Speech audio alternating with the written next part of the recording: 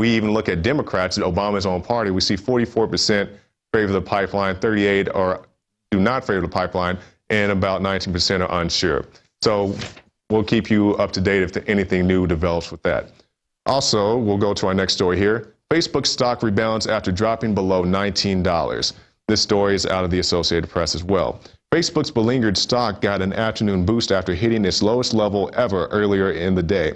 Facebook Inc. hit a new low of $18.75 before bouncing back to $19.86 in the afternoon trading Monday. The stock has not surpassed its $38 IPO since the first day of trading. Now, if you're going to invest in the stock, I definitely suggest that you look into it first. And if you did, you would see that many of the investors, some of the largest investors, some of the earliest investors, dropped the stock before it went public.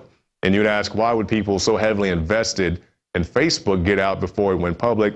So to that question, we have a special report from Aaron Dykes, which he actually did early in the year, but still rings true. We had a great forecast from Aaron Dykes, and we'll throw it to that now. So the initial public offering can be a double-edged sword, and we're going to see what happens in the case of Facebook. But is it a scam? The question has at least been raised by one University of Oxford professor named Tim Jenkinson. He says the basic question you have to ask is, do you want to buy a company where all the insiders are headed for the door?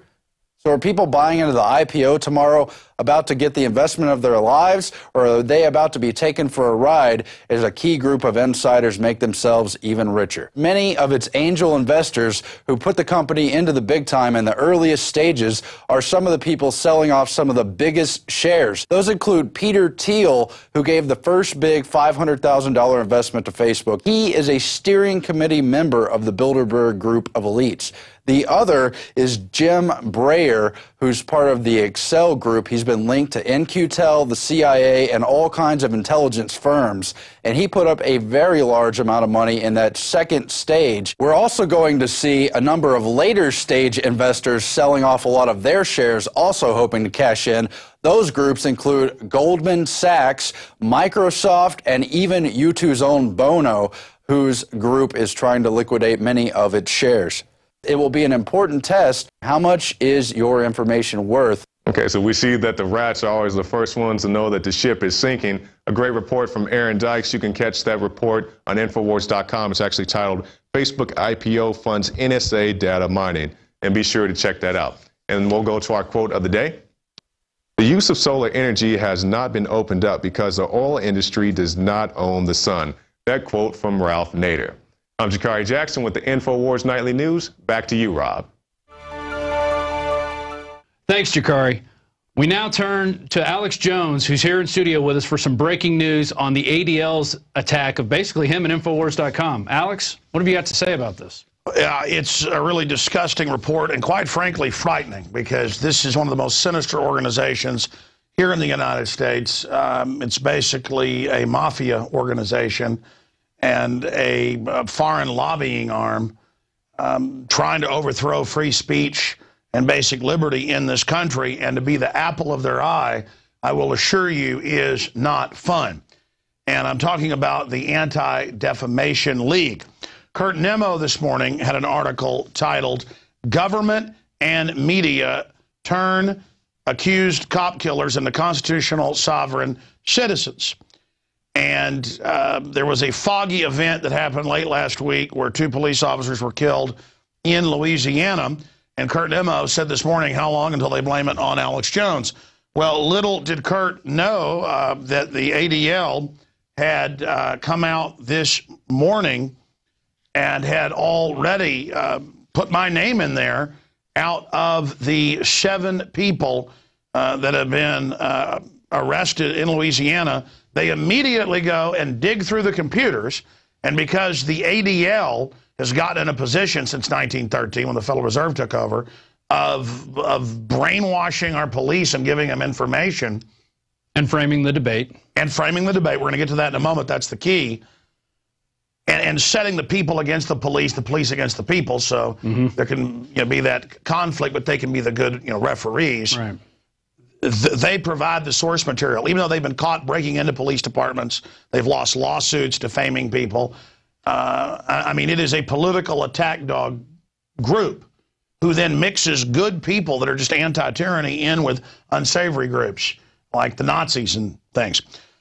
But sure enough, Paul Watson came up with the article, ADL implies Alex Jones' inspiration behind Louisiana cop killings. And one of the people arrested, not for the killings, but being friends with the killers in the dragnet, one of the suspects, Terry Lynn Smith, has indicators of anti-government extremist leanings on his various social networking profiles. In particular, MySpace profile, Smith lists as their heroes people he liked to meet: Alex Jones, the Texas-based conspiracy-oriented anti-government radio talk show host. And it just goes on from there. Our article breaks down the fact that this isn't the first time this has happened. In 2009, when a Marine who got 2 pit bulls that were defecating and urinating on his mother's carpet, she said, "That's it, you're kicked out of the house. Get rid of your pit bulls." He wouldn't get rid of him. And so he was drunk. She called the police. He shot 3 of them and killed them. He ambushed them. Now, within 2 hours of him giving himself up, it was already on the news, he did it for me. Yeah. It was all over the news. And the Southern Poverty Law Center later had to retract, and so did 5 newspapers.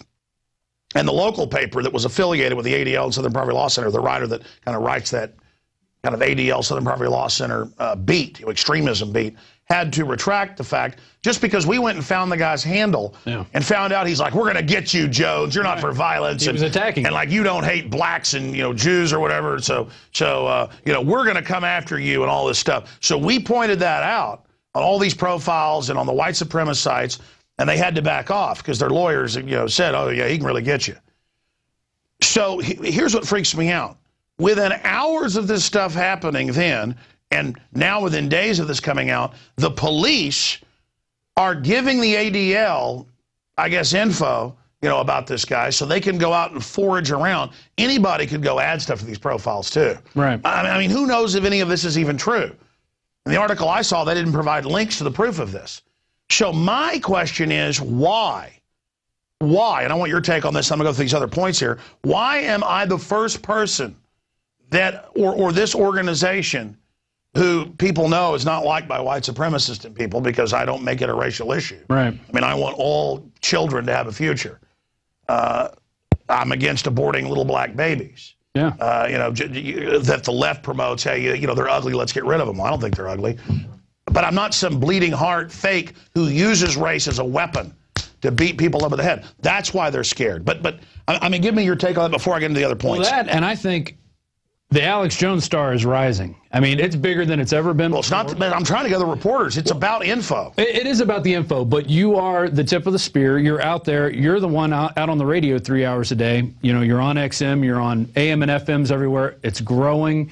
More people are listening. I look at the numbers on the YouTube videos. Every day they get more and more. Where we used to get like 5,000 or 6,000 a day, or maybe 10,000 a day. Now we're up to 15, 20, 30,000 a day on just regular nightly news videos. And our big videos get millions. And then other channels picking our stuff up are getting more views than we are, proving that they've got some type of restrictor plate on us. Right. Point is, tens of millions a week now. Exactly. And that's just one platform. Yeah. And that's what scares them. And every time they come out and say something, we prove them wrong. We show them where their lies are. And this is going to come out. This is something that... I want to challenge people to even go to the Wikipedia page on the ADL, because it is balanced. And it gives to mainline sources, not even alternative media, the whole history of the ADL. There is a Jewish mafia, just like there's an Italian mafia, or a Irish mafia, or a German mafia. We all know about Bugsy Siegel and the rest of it, Meyer Lansky. And they were getting in a lot of trouble in 1913. And so they went and created the ADL. And the ADL has been caught breaking in police departments, in San Francisco, other areas. They've been caught saying people are anti-Semitic in business deals just as a weapon, and they've lost in court. I mean, the issue is that the ADL is completely out of control. And they are always lobbying for European-style hate speech laws where you get arrested if you criticize the government. You say homosexual, you get arrested. Yeah, just the word homosexual, which is just a scientific name. Right. Like homosexual, heterosexual. Had Robin Page, the BBC, on, who was kind of a liberal, and he just said the rural groups need the same rights as Muslims and homosexuals. Right. And they said the word homosexual is hurtful, you're arrested. So it's a real iron curtain of tyranny. And we've seen White House regulations are. Sunstein, who's kind of affiliated with this, say find people and then arrest them if they don't believe in global warming. Or if they say 9/11 is an inside job, regardless of what you think of global warming being man-made or not, or what you believe about inside job, prior knowledge of 9/11, that whole spectrum, knew about it, let it happen, made it happen. Still, it's First Amendment. Right. And you go look at the cyberbullying legislation, everything, they're pushing an agenda. And they're pushing an agenda just like what we see out of the White House, shipping guns into Mexico to blame the Second Amendment. The Southern Poverty Law Center, it got caught running Elohim City that McVeigh was at. When a federal informant tried to stop it, they arrested her. And this, I mean, look, let me tell you, they have this liberal covering. These are really creepy groups. I mean, when I turn the light off at night, and I want them to know this, this is a message to them. When I turn the light off at night, and I've got any concern, it's you. So believe me, I know, but I don't have a bunch of chutzpah or bravado. I'm doing this out of love for humanity. So, I mean, I don't like messing with you. I understand I'm one of your main focuses, and I understand you can, feed police with disinfo when they do these raids on people like Sherry Peel Jackson, the nice, black IRS criminal investigator where they had lasers on her head and all this. I mean, it's really creepy to know this and to know that the ADL doesn't play games. Right, and this isn't an. I mean, it's a Jewish mafia / Israeli group that's engaging in taking over our police. I'm sorry, go ahead. Well, this isn't isolated. Last week we covered Think Progress coming out after you, and then that's George Soros. It was Southern Poverty Law Center. I mean, they just keep ramping it up, and I mean, this year, there's been at least 10, 15 attacks, probably even more. We just don't see them all.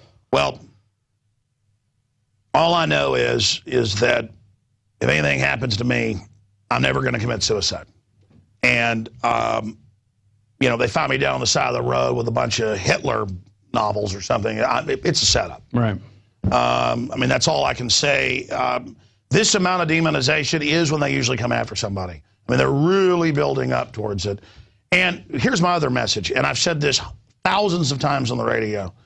The globalists want to get a civil war going in this country. They've taught the police that they will face improvised explosive devices, that the veterans and conservatives, libertarians will attack them, that those of us that believe in a new world order are delusional, and that there's no banking cartel, there's no world government.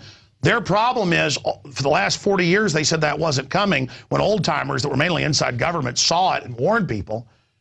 We've tried to hold it back. The old-timers tried to hold it back. Now it's all happening, and our credibility is skyrocketing, and it's dangerous to be right. In a world of universal deceit, telling the truth is a revolutionary act, to quote Eric Blair, a.k.a. George Orwell. In fact, we have a clip just for the ADL here. Do we have that CNBC clip right here?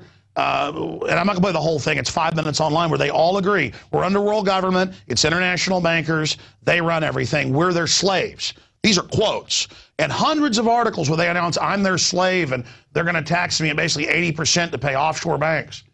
And then, because it's a mafia.